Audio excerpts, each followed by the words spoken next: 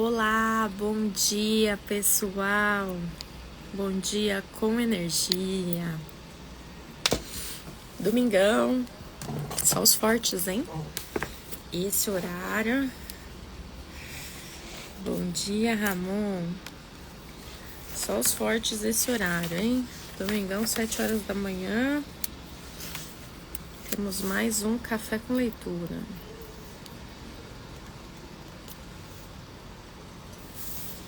Vamos ver onde eu parei. Bom dia, bom dia.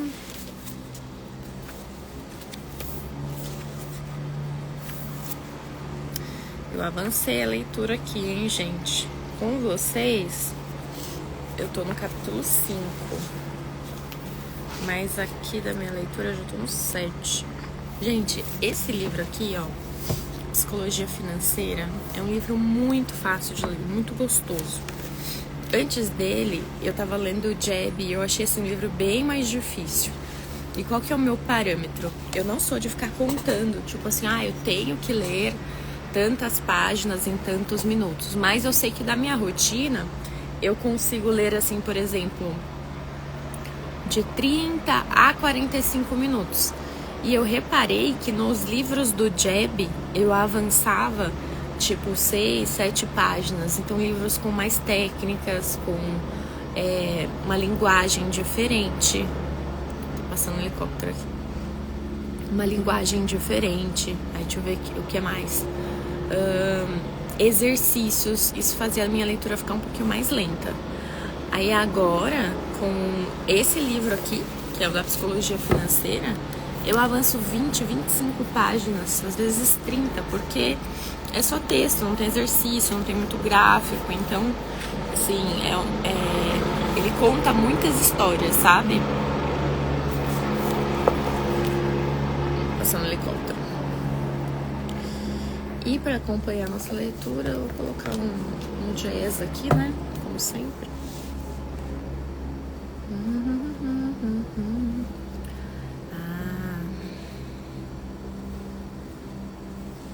Colocar um filtro, né?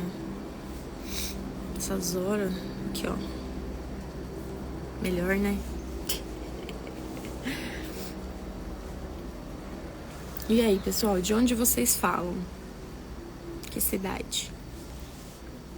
Me mandem aqui.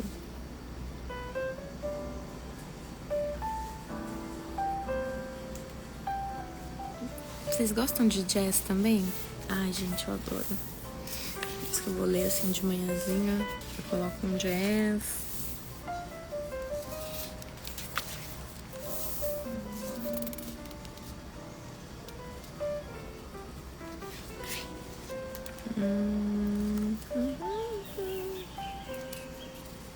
Eu parei aqui com vocês, ó. Ontem nós falamos do jazz. Falamos do Moritz.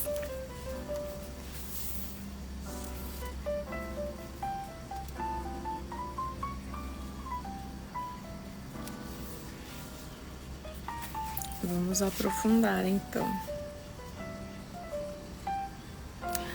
Nós falamos uma coisa super legal ontem, que era sobre a sobrevivência, né? O autor desse livro, o Morgan, ele fala que para ele sucesso financeiro tem a ver com sobrevivência. E aí ele fala que para aplicar essa mentalidade de sobrevivência ao mundo real, a gente precisa estar atento a 3 coisas. Primeira delas é ser a prova de falências. E isso aqui eu achei muito interessante. Por quê?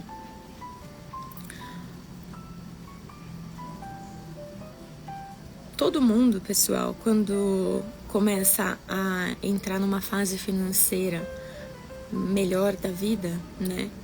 A gente acha que a gente não pode ficar com o dinheiro parado, numa alta de mercado e tudo mais. Porém, ele fala sobre você conseguir avaliar num sentido mais profundo o seu bem, né? E não pôr de forma total a risco aquele dinheiro que seria a base, o dinheiro de essência. Então, é como se você dividisse uma fatia do seu patrimônio, né, daquilo que você está projetando, e aquilo tivesse vinculado totalmente à sua capacidade de sobrevivência. E aquele capital em específico, você não expor tanto risco, né? Então, olha que legal. E aí, eu pego isso aqui e faço sempre analogias com o nosso mercado do agro, né? Como que a gente faz para não expor, né, as nossas negociações ou o básico nas nossas semanas, nas nossas reuniões, né? O que a gente pode fazer? Então, assim, minha cabeça funciona assim, tá? Eu sempre vou convertendo o que eu tô aprendendo pro meu dia a dia. É aplicado em finanças, mas o que eu faço hoje, que eu consigo colocar esse mesmo conceito, né? Então, tem coisas na nossa vida de comercial do agro, que elas são inegociáveis. Então, assim, você ter um número mínimo de visitas de pós-venda, um número mínimo de visitas de prospecção. Isso é algo que não pode mudar. Você não pode colocar isso à prova de falência, ou seja, parar de fazer isso. Porque senão você não vai evoluir, né? Então, esse é um ponto muito importante aqui do livro. Aí ele vai para o item 2. Ó, para quem tá entrando agora, Ronilton, pessoal, estamos continuando o livro Psicologia Financeira, aplicado ao nosso mercado, o mercado do agro. E eu já falei um ponto aqui, que é o ponto de ter a mentalidade de sobrevivência. Agora nós vamos para o segundo.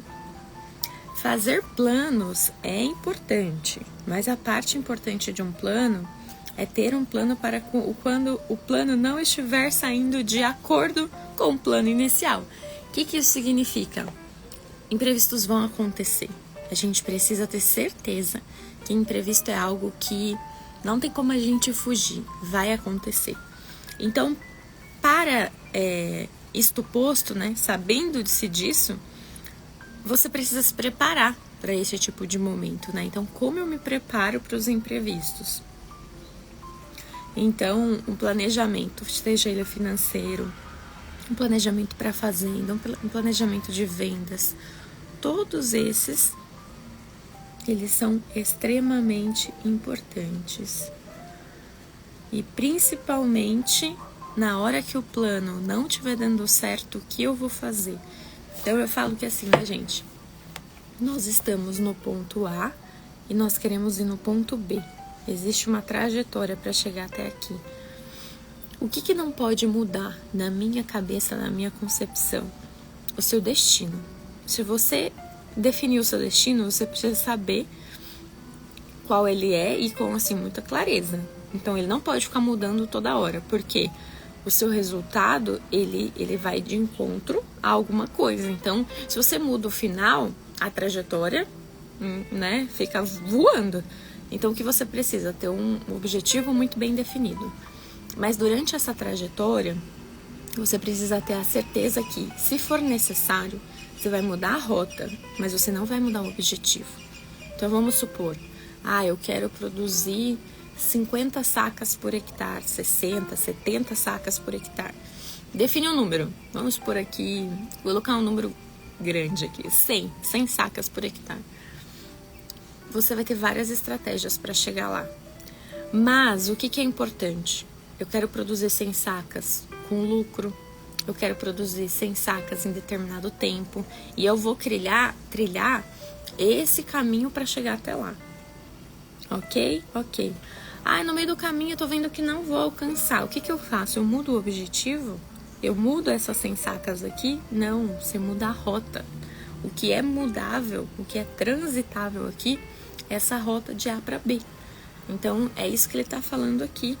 Fazer planos é importante, mas saber que se chegar em algum momento, você está vendo que as coisas não estão dando certo, que seu objetivo está lá, que o que você tá vivendo agora está te afastando do seu objetivo, você precisa mudar a rota, entendeu? Então, esse é um ponto. Outro ponto, tem um plano, começou a dar errado. Na sua cabeça, você já precisa estar preparado para isso. Que imprevistos vão acontecer, que vai acontecer tudo perfeito, eu não vou ter problema. Pouco provável, né? Então, é saber lidar com esse tipo de situação para que você alcance seu objetivo. E aqui em finanças ele fala exatamente isso. Certo? O que vocês estão achando? Estão gostando? Me falem. Faz sentido o que eu tô falando?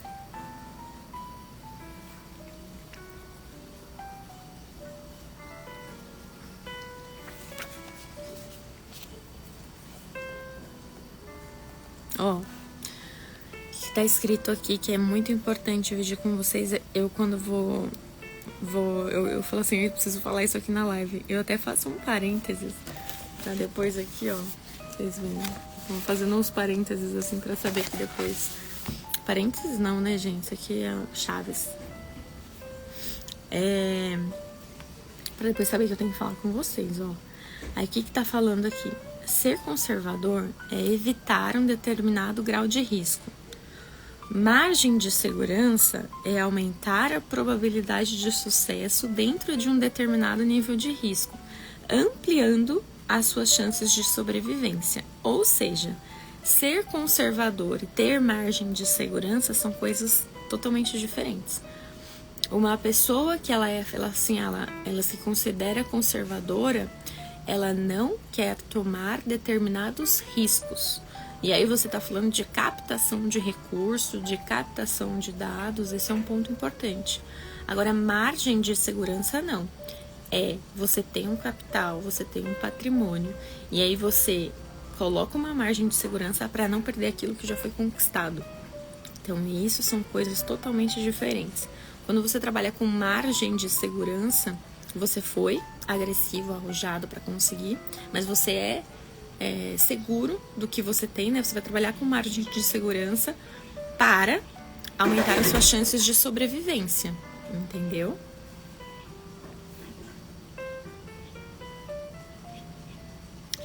Vamos ver aqui.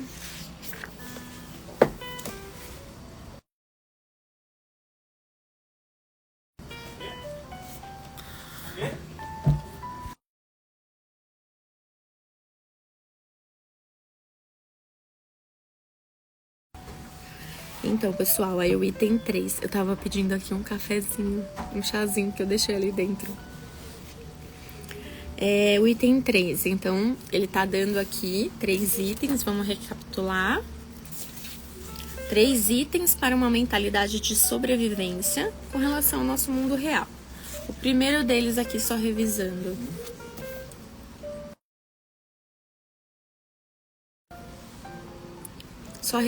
Mais do que grandes retornos, é você ser a prova de falências. O que significa ser a prova de falências? Proteger o que você tem, proteger o seu capital, não expor ele a risco de forma desnecessária, principalmente 100% do seu capital, entendeu? Item 2, fazer os planos é importante, mas a parte mais importante de um plano, de acordo com Morgan Housel aqui, é você ter um plano para quando as coisas derem errado, ou você ter uma rota alternativa, de forma que você permaneça com o seu objetivo. Lembra que a gente estava falando aqui de objetivo central? O objetivo central intacto, mas que ao longo do caminho você possa mudar essa trajetória, certo?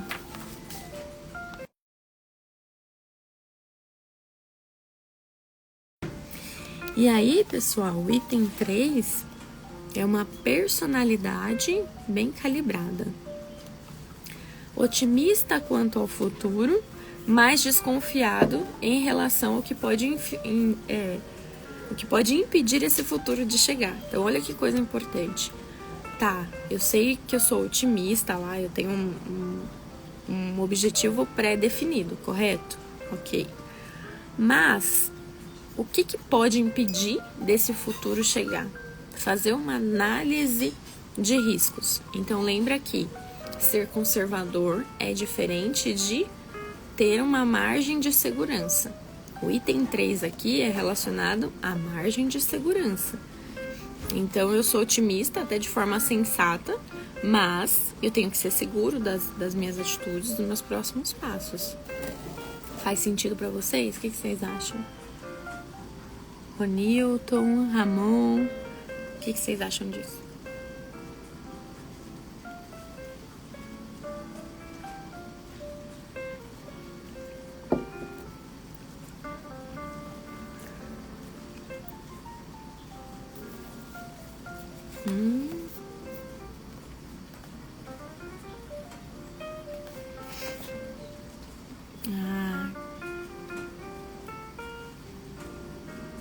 Aí ele traz uma frase aqui que é o seguinte raciocínio aqui, pessoal. É possível a gente enriquecer, crescer em meio a perdas? O que vocês acham? Sim ou não?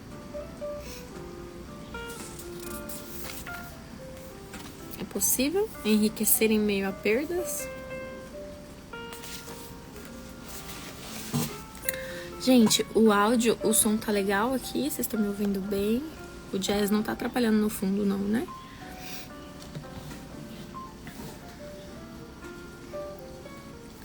Ó, isso aí. Eles falam assim, economias, mercados e carreiras muitas vezes seguem um caminho semelhante. E sim é possível crescer em meio a perdas, ó.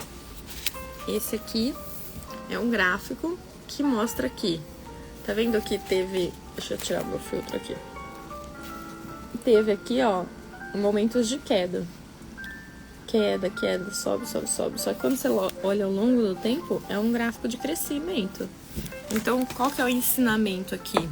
Mesmo quando a gente perde algumas coisas, a gente vai perder ao longo do tempo, ao longo dos anos, a gente assim, ainda assim está crescendo. E esse é um ponto muito interessante, porque ele fala assim...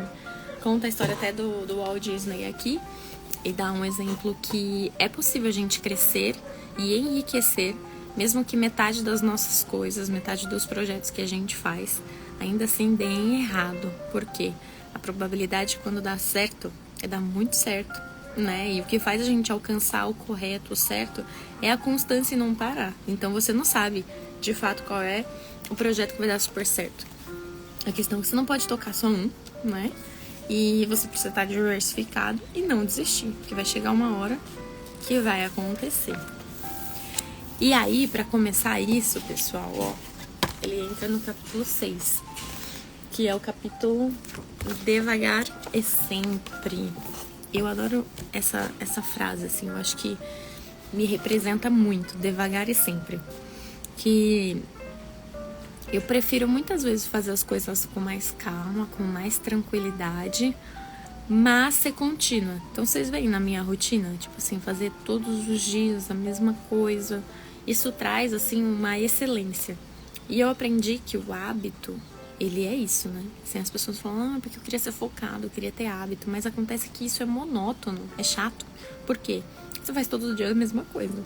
Não tem nada de diferente, mas te leva à excelência. Então, é o exemplo que eu sempre dou. Leitura. Eu tô no 5º livro, né? Esse ano. Mas é domingo, 7 da manhã. E nós estamos aqui. Então, assim... qual a disposição que as pessoas têm e o compromisso de fazer todos os dias o que precisa ser feito? Porque é a constância que vai te levar à excelência. Ah, eu quero ler 10 livros. Você vai ler 10 livros de uma vez. Você não vai nem conseguir absorver. Mas quando você cria assim, um momento gostoso, que nem aqui, ó. Olha essa manhã, tomando esse chazinho. Hoje eu tomei café e tomei chá. Acho que por conta do ar-condicionado, a minha imunidade baixou um pouquinho. E aí eu tô meio com coriza, assim, garganta ruim, sabe? E aí eu falei, vou tomar um chá também. E esse daqui é chá de gengibre, própolis, mel, açafrão. Uma delícia.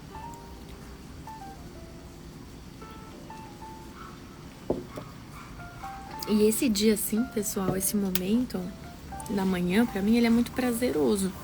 Então, isso aqui me traz os resultados, me traz a constância, sabe? Por isso que devagar e sempre faz tanto sentido. Tá? E aí, a frase que ele coloca aqui abaixo dessa, né? É assim, ó. Você pode estar errado metade das vezes e ainda assim ficar milionário. O segredo da constância.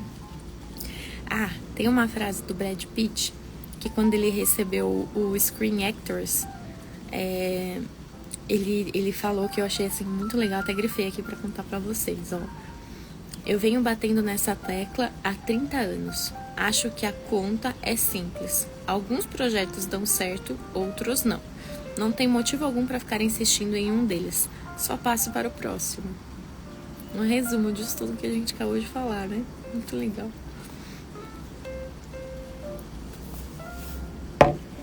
Certo? E aí? Me contem do projeto de vocês. Vocês estão tocando vários projetos ao mesmo tempo? Como é que estão as coisas por aí? Tá tudo dando certo?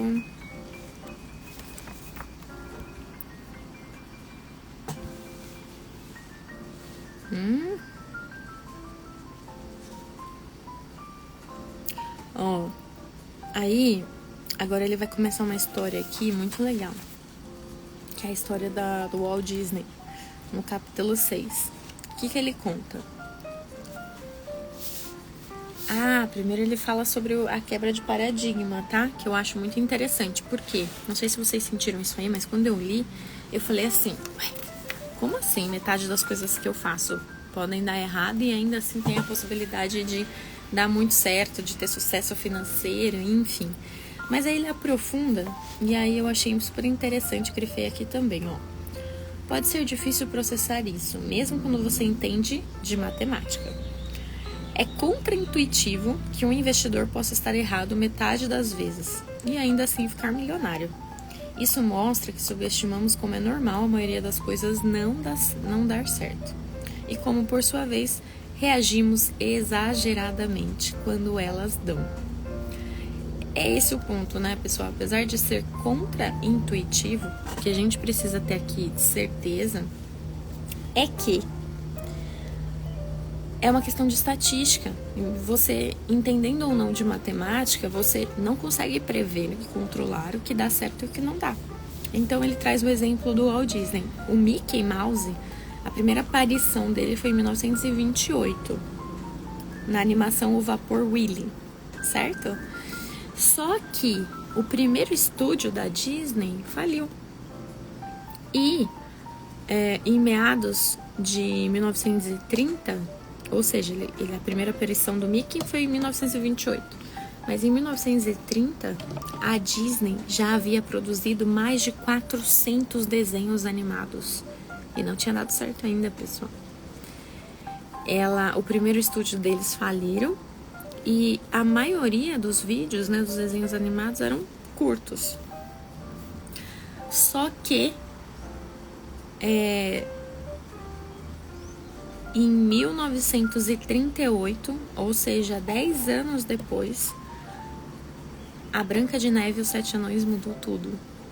8 milhões de dólares foi o que o desenho faturou nos primeiros 6 meses de 1938.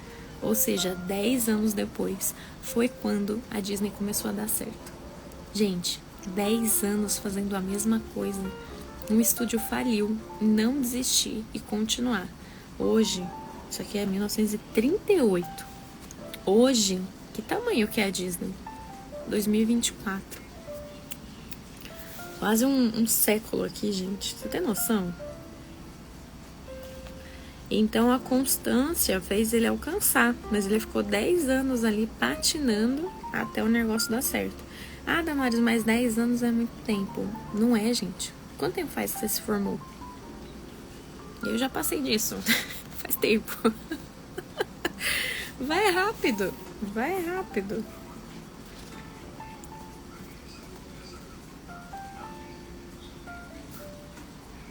Então, o que ele fala aqui, ó? Em 1938, ele havia produzido várias e centenas de horas de filme, porém, em termos de negócio, em termos de matemática, 83 minutos, que são os 83 minutos da Branca de Neve e os Sete Anões, foi tudo que importou. 8 milhões de dólares nos 6 primeiros meses.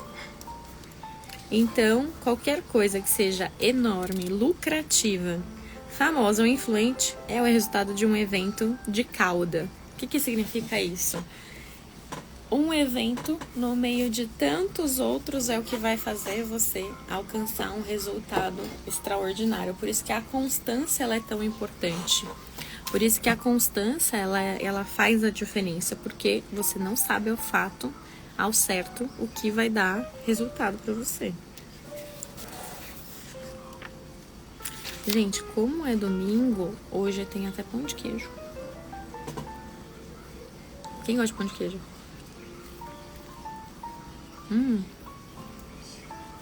Muito quente.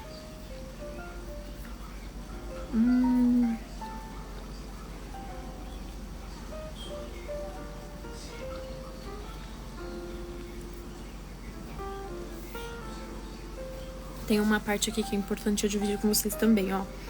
A maior parte da nossa atenção é desviada para coisas enormes, lucrativas, famosas ou influentes. Quando a maior parte daquilo a que prestamos atenção ao resultado do evento de cauda, é fácil esquecer quão raros e poderosos elas são. Então a gente tende a ficar focado só em coisas enormes. Mas acontece que você tem que fazer bem feito tudo, porque alguma coisa vai ser o ponto de partida ali que vai disparar e que você não consegue prever, não consegue controlar. Muito legal, né, gente? Eu tô apaixonada nesse livro. Eu não sei se vocês estão, mas eu estou.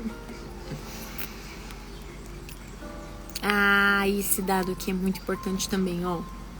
A Correlation Ventures já fez as contas com relação a 100%, né, de retorno de um fundo. Então, ele abria cotas de financiamento para algumas empresas. E aí, nessa pesquisa aqui, eles listaram de 2004 até 2014, 21 mil financiamentos que eles fizeram, ok? O que eles perceberam? 65% desses financiamentos, os empresários perderam dinheiro. 65%, pessoal, é a maioria. 2,5% tiveram um rendimento de 10 a 20 vezes do valor que eles financiaram. 1% obteve o lucro do retorno superior ao que eles pegaram de 20 vezes. E apenas 0,5%, cerca de 21 mil empresas, cerca de 100 das 21 mil empresas. Então imagina que tem uma roda aqui e 21 mil empresas pegaram dinheiro. Dessas, quantas tiveram um rendimento de 50 vezes ou mais do valor financiado? 100 empresas, ou seja, 0,5%. Porém, a maior parte do retorno do setor vem desse 0,5%. Entendeu? Como é que funciona a estatística? O menor número de empresas fez toda a operação valer a pena porque o rendimento foi muito maior, cobrindo até o negativo aqui daqueles que perderam dinheiro. Então isso é estatística, é assim que a gente deve controlar e fazer com todos os nossos projetos, com projetos de vendas, nesse mesmo aspecto. Se você entender que uma pequena fração é o que vai te trazer o maior retorno de lucro na operação, você vai começar a gerenciar seus projetos de forma muito mais inteligente. Legal, né? Muito legal. Então, pessoal, chegamos aqui à página 96, na metade do capítulo 6, e eu volto com vocês amanhã. Vocês estão gostando? Eu tô amando. O próximo capítulo é liberdade, e amanhã tem mais psicologia financeira aplicada a vendas, ao agro, à vida. Eu tô amando, gente. Se vocês gostaram, estão gostando, comprem o livro também, que é um investimento e tanto, e eu recomendo, tá? Tô muito feliz de ter comprado esse livro aqui. Um beijo pra vocês, um ótimo domingo. Fiquem com Deus. Até a próxima.